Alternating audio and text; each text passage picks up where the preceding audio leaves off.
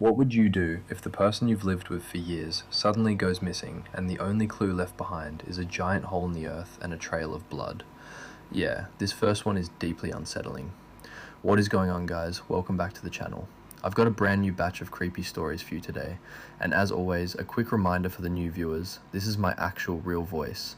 No AI generation, just me, reading some of the most disturbing things I can find on the internet. Let's jump right into this first one. Alright, that last one was about something that schedules people, something patient, something that plans years ahead. This next one is about something that was buried in a backyard for longer than humans have existed, and it used a mother's hands to dig itself out. The police have given up looking for his mother.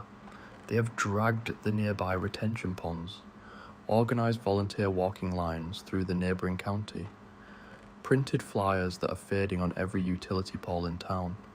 They believe she is a tragic case of sudden onset dementia. They believe she wandered out of the house in the middle of the night, became disoriented in the dark, and succumbed to the elements somewhere out of bounds. They are wrong. He has lived alone with his mother for the last 5 years. He moved back into his childhood home to help her manage the property. After her mobility began to decline, their daily routine was quiet, predictable, entirely normal. She was of sound mind. She managed her own finances, read constantly, possessed a sharp, unforgiving memory for details. The nightmare began on a Tuesday in late October. He is a light sleeper. At exactly 3 a.m., he heard the heavy brass deadbolt on the back door snap open, a loud clack that echoed down the hallway. He threw off his blankets and walked out of his bedroom. The back door was wide open, letting in a freezing rush of autumn air. His mother was out there. She was wearing her thin cotton nightgown, kneeling in the dead center of the lawn. He ran down and called out to her. She did not respond. As he got closer, the moonlight revealed what she was doing. She had torn through the top layer of grass and was aggressively digging into the dark, damp soil with her bare hands, moving with frantic intensity, plunging her fingers into the mud, pulling back handfuls of dirt and casting them aside. He dropped to his knees beside her and grabbed her shoulders. Her skin was freezing. He pulled her back, forced her to look at him. Her eyes were wide open but completely vacant. The pupils dilated, swallowing the iris entirely. She looked right through him. He guided her back inside. She was completely pliable, offering no resistance. He took her to the bathroom, turned on the sink. Her fingernails were packed with thick black mud. The skin around her cuticles was scraped and bleeding. He washed her hands, wrapped them in bandages, put her back to bed. The next morning she remembered absolutely nothing. She sat at the kitchen table, staring at her bandaged hands in genuine horror. They scheduled an emergency appointment with her doctor. He ran a battery of tests, checked her neurological responses, and ultimately diagnosed her with adult onset somnambulism triggered by stress. He prescribed a heavy sedative and told them to keep the doors locked. The medication did absolutely nothing. The next night, at exactly 3 a.m., the deadbolt snapped open again. He found her in the exact same spot in the yard, kneeling in the mud, digging the same hole deeper, her bandages ruined, soaked through with wet earth and fresh blood. This became their nightly reality. He stopped sleeping. He would sit in the living room, in the dark, watching the digital clock on the microwave tick toward the hour. At 2:59 a.m., he would hear her bedroom door open. She would walk down the hallway with a heavy, unnatural, dragging gait. She never looked at him. She would go straight to the back door, unlock it, walk out into the cold. If he tried to physically restrain her before she reached the yard, she displayed an incomprehensible level of physical strength.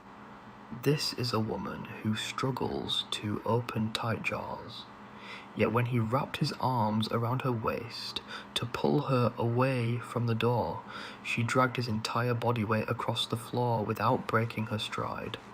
By the end of the second week, he decided to end the cycle permanently. He went to the hardware store, purchased a heavy-duty double-cylinder deadbolt for the back door. It required a key to unlock it from both the inside and the outside. That evening, after she went to bed, he installed the new lock, engaged the bolt, and hid the key inside an empty coffee can on the highest shelf of the pantry. He sat on the living room sofa waiting for 3 a.m. Right on schedule, her bedroom door opened. The heavy, dragging footsteps echoed down the hall. She walked into the kitchen, her nightgown trailing on the floor, eyes locked in that same vacant, dilated stare. She reached the back door and grabbed the deadbolt knob. It did not turn. She twisted it again, harder. Nothing happened. He stood up from the sofa feeling a profound sense of relief. He prepared to walk over, gently take her arm, guide her back to bed, before he could take a step. She turned away from the door and walked with rigid purpose toward the utility drawer in the kitchen island. She pulled the drawer open, her hands rummaging blindly through the contents. She pulled out a solid steel claw hammer. He rushed forward, shouting her name, reaching out to grab her wrist. She pivoted with terrifying speed and swung the hammer directly at the large tempered glass pane set into the center of the back door. The impact was deafening. The glass shattered outward, spraying sharp fragments across the wooden porch. Without a single second of hesitation, she thrust her body forward, climbing through the jagged opening. The broken shards of glass sliced deeply into her forearms and her thighs as she forced her way through the frame. Blood immediately soaked into the white fabric of her nightgown. She did not flinch, or even cry out. She simply fell onto the porch, scrambled to her feet, and marched directly into the dark yard. We spent the next day at the urgent care clinic. She required 30 stitches across her arms and legs. When she finally saw the blood on her nightgown and felt the agonizing pain of the cuts, she broke down completely. She begged him to tie her to the bed. She begged him to lock her in a room. She was terrified of what she was becoming. He sat alone at the kitchen table that night, staring out through the shattered back door at the dark yard. The hole she had been digging for weeks was now roughly 3 feet wide and 2 feet deep. A realization slowly settled over him. This was not random sleepwalking. She was aiming for a specific coordinate. She returned to the exact same patch of dirt every single night, ignoring pain, ignoring barriers, ignoring her own physical limits. She was trying to unearth something. He waited until Saturday morning, checked on her. The sedatives were keeping her in a deep, heavy sleep. He went to the garage, retrieved a heavy steel spade and a pickaxe, and walked out to the center of the yard. The labor was exhausting. By the time he reached a depth of 4 feet, his own hands were blistered and raw inside his work gloves. The air down in the hole smelled ancient, like stagnant water. He felt a surge of foolishness. He was destroying their backyard based on the manic actions of an unwell woman. He prepared to climb out and start filling the hole back in. He drove the shovel down one final time. A loud, sharp crack echoed from the bottom of the pit. The steel blade vibrated violently, sending a jarring shockwave up his arms.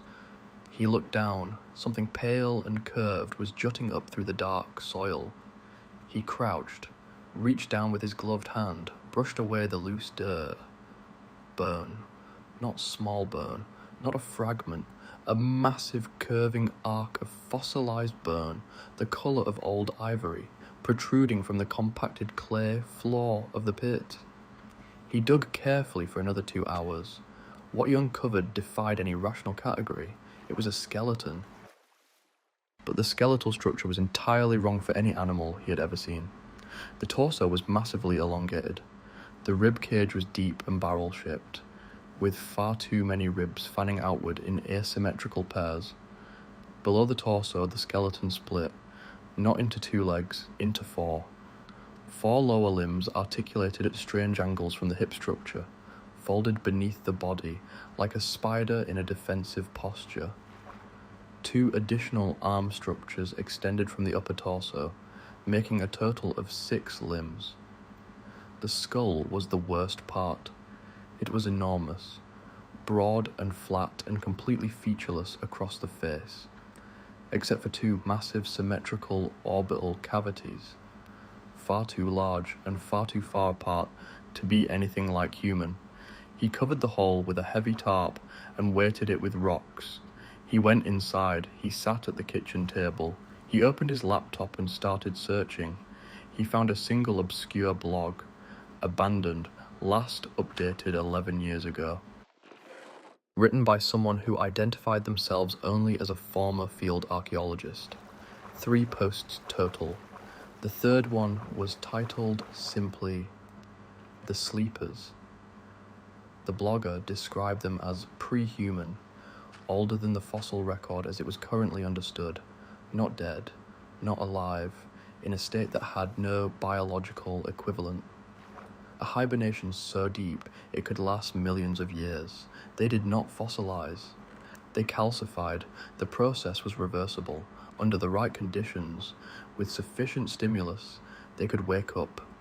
The blogger described the stimulus in clinical detached language: prolonged psychic pressure applied to a living mind in close proximity, a sustained broadcast, pulling the nearest conscious organism toward the burial site, using the organism's own sleeping mind as a conduit.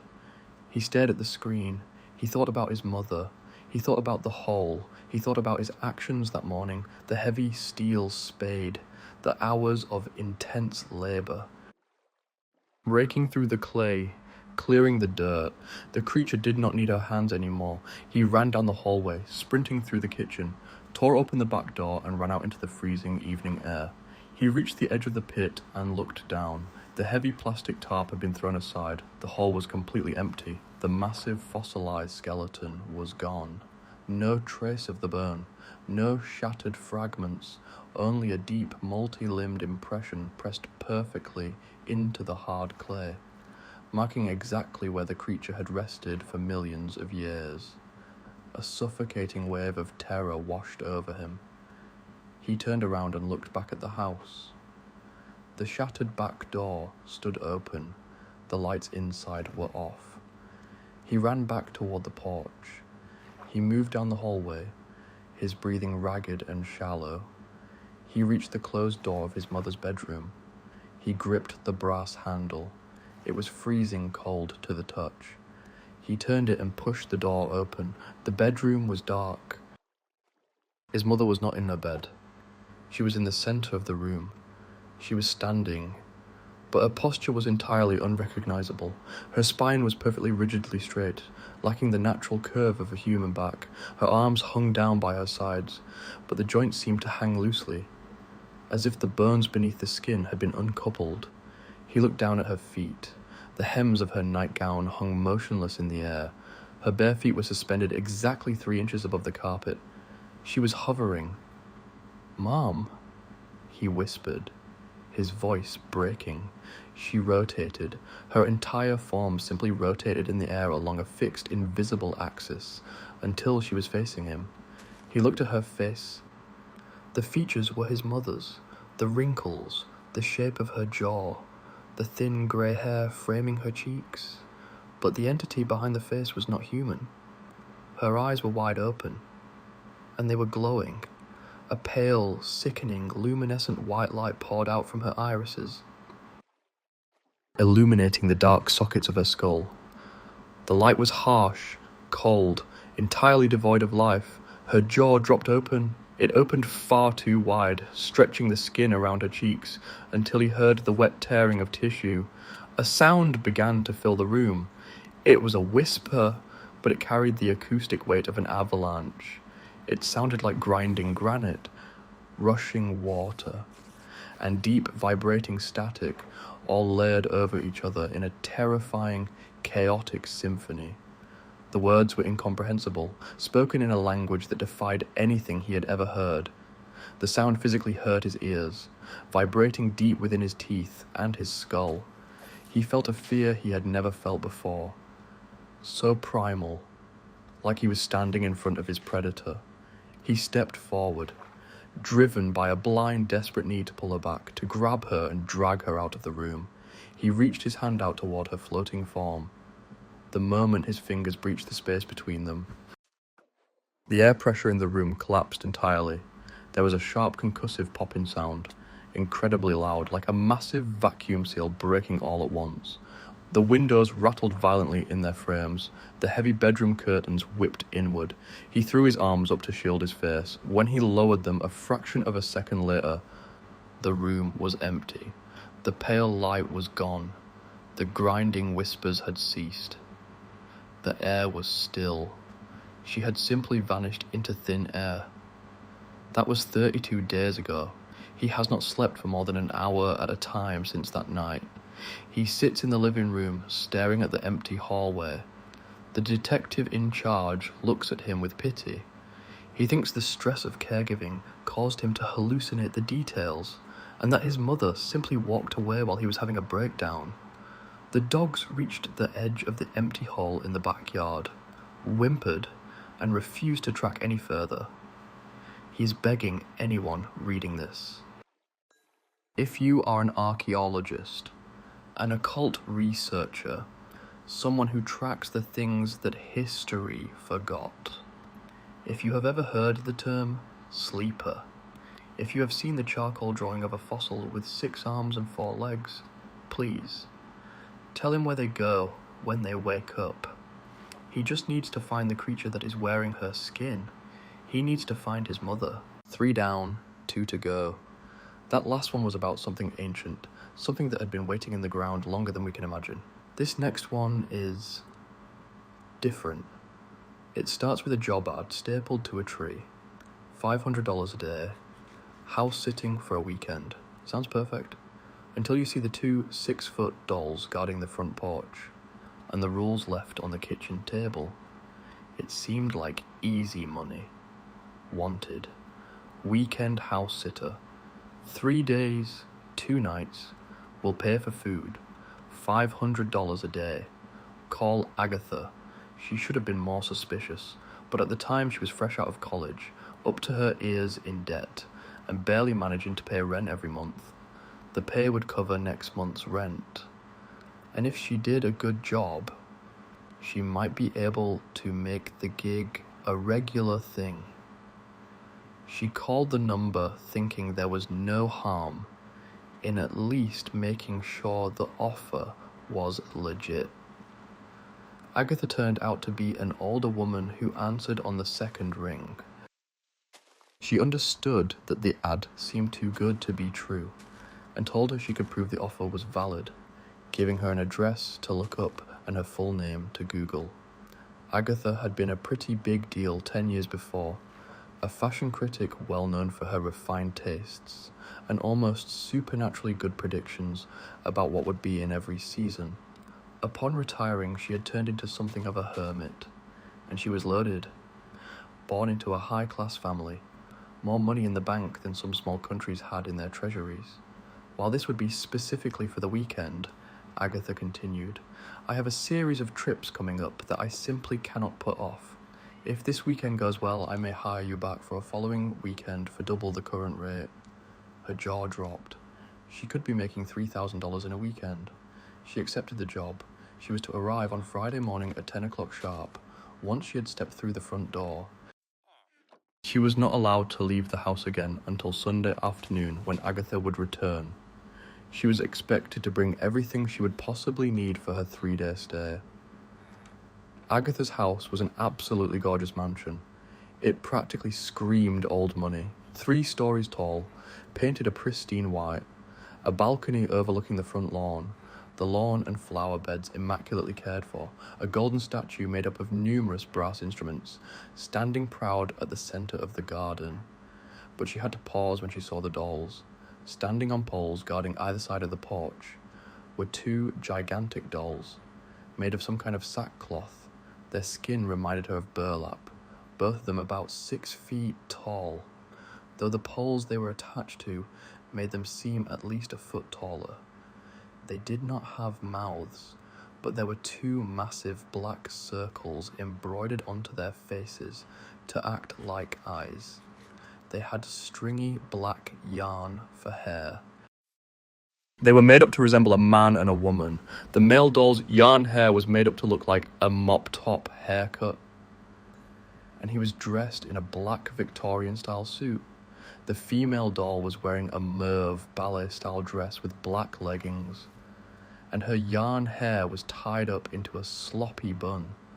Both had a very Burton-esque feel to them. She shrugged and played it off as a weird interest Agatha had. Agatha all but pulled her inside when she knocked on the door. "Got everything you'll need?" "Everything I'll need." "Good, very good. Now, oh, my taxi's here." She picked up her suitcase. "I'll pay you what you're owed as soon as I get back. I don't have time to go over everything, so I left a list of rules for you on the kitchen table. Follow it to the letter, and everything will be fine. See you Sunday." And with that, she was out the door. She walked through the gargantuan house until she found the kitchen. As promised, a list had been written on custom stationery, left next to a sticky note that read, "Please follow all rules." She dutifully read over the list. Some of the instructions were self-explanatory. Others were just plain weird. Please feed the goldfish in the library. 1 pinch a day. Every night at 9 o'clock sharp, you must be in the living room, staring out the picture window. You must watch everything they do. Do not look away. They like an audience. When they bow to you, clap 3 times and close the curtains. Be sure to open them again in the morning. If you are injured or feel sick, sleep on the couch on the back patio. Be there by 9 and you will feel better by morning. On Saturday night, leave a paper plate of frozen crinkle-cut carrot slices on the welcome mat by 6 o'clock at the latest. Do not worry about getting the plate back. They never leave leftovers. Ross the gardener comes on Saturday morning. Jeb, the special gardener, comes every Saturday evening. Do not speak to either of them. And do not let Jeb know she is not home. Do not make any noise while watching them. They will excuse a sneeze or coughing fit, but anything else will make them unhappy. The constant mentions of, they left her with a knot in her stomach. Still, she decided to just grin and bear it. Friday was spent exploring the house. The library was on the 2nd floor, right next to her guest room, which looked like a luxury hotel suite. The living room was a surprisingly big room. You could have parked a car in there and still had room for 10 people. The picture window, mentioned in the list, was so big it took up most of the wall, framed by red velvet curtains that greatly reminded her of theatre curtains. After a dinner of ordered pizza, she saw that it was 10 to 9. Too curious to disobey, she went into the living room and looked out the picture window. The sun had set by that point, the porch light and various lights in the garden illuminating the front. Then at 9 on the dot, just when she was starting to wonder what the big deal was, it happened. The 2 dolls jumped off of their posts. There was no warning. One moment they were still and lifeless, and the next they were moving like it was the most normal thing in the world. The male doll offered its arm to the female one, who took it delicately. They walked over onto a bare patch of grass right in her line of sight. The male doll touched the statue of the orchestra. Eerie, unearthly music filled the air. Then as she watched, they began to dance. It was not a waltz, or a salsa, or any kind of dance she had seen before, but it was undeniably dancing. They stepped in time to the music, never looking away from one another. At times the male doll would dip or whirl the female doll around, before they began slow dancing once again. Her heart hammered as she struggled to rationalize what she was seeing. Finally, the music tapered off. The dolls stopped their dance and turned to face her. They bowed. She clapped 3 times and closed the curtains. She did not sleep that night. Friday became Saturday. She followed every rule. She left the carrots on the welcome mat at 6. She did not speak to Ross when he came in the morning. She watched them dance again that night. She was starting to understand the rules. Watch, applaud, close the curtains. Do not make noise. They liked an audience. As long as she was a good audience, everything would be fine. Then the weekend ended, and Agatha offered her the job permanently. She accepted. What she did not expect was the knock on the door she got on the first evening of her latest week there. It was 8:30. She thought she would have enough time to shoo away whoever was at the door before the dolls came alive. When she opened the door, she found her sister. "Hey Tiffany, thanks again for the job." Melanie did not let her say that she had not gotten her a job. Simply strolling in with a baby pink suitcase and self-centered attitude, she began chattering about how she managed to manipulate their mom into telling her what city she lived in, and the name of the woman she was working for. From there, she just stalked Agatha's name online until she found out where she lived. She finally found her voice. "Melanie, I did not find a job for you, and I'm definitely not giving up my job for you.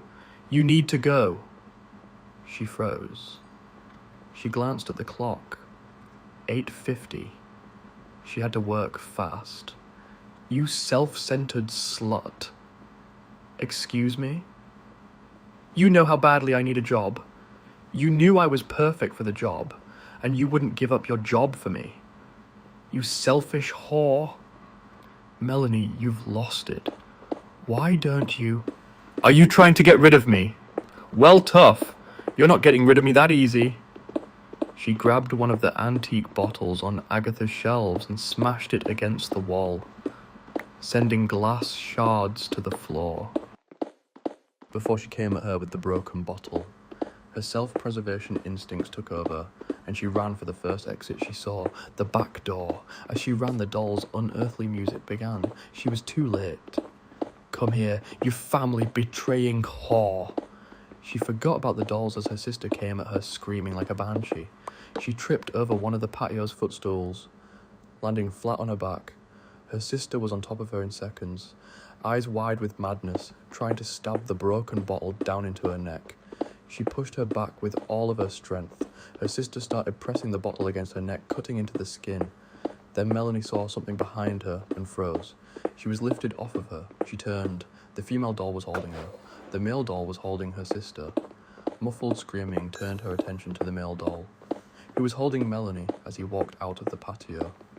From the front yard came the sound of the eerie music, with the female doll and herself as the audience. The male doll held Melanie in a bridal carry as he went to stand on a bare patch of grass. Then he began a slow, single dance. Something like a tap dance made more complicated by carrying a struggling woman. As he spun her, Melanie seemed to enter a type of trance. He set her down, and she stood with a dopey smile on her face. Their dance became something more akin to a waltz, with him leading her in one dizzying turn after another. When the music began to crescendo, he took her into his arms again. She stared at him with wonder, a big smile on her face. The female doll then turned, making sure she was facing the door into the house instead of the male doll and her sister. There was the sound of ripping seams, then a blood-curdling scream, Melanie's scream, then nothing. The female doll set her on the back patio couch as the male doll came back. He was alone. The next morning, she turned on the news to find that the body of a woman had been found in the woods nearly a mile away. Her broken-down car had been right next to her. The general consensus was that she had been mauled to death by some sort of animal. Agatha heard the news and called her. Apparently, that was not the first time the dolls had come to someone's rescue. "Just be glad they enjoy an audience," she told her. Her tone was grim. "If they ever find that you had no reason to miss a performance..." A lump formed in her throat as she realized what she meant. Agatha drafted her will recently. She has decided to leave her house to her. She has already decided to sell it. She finally managed to talk to Jeb, wondering if he could take the dolls when she sold the house. He said it was impossible. The house was now their home. If you happen to see a fancy mansion for sale and are told of a list of rules that must be followed, follow them. They will not like it if they lose their audience.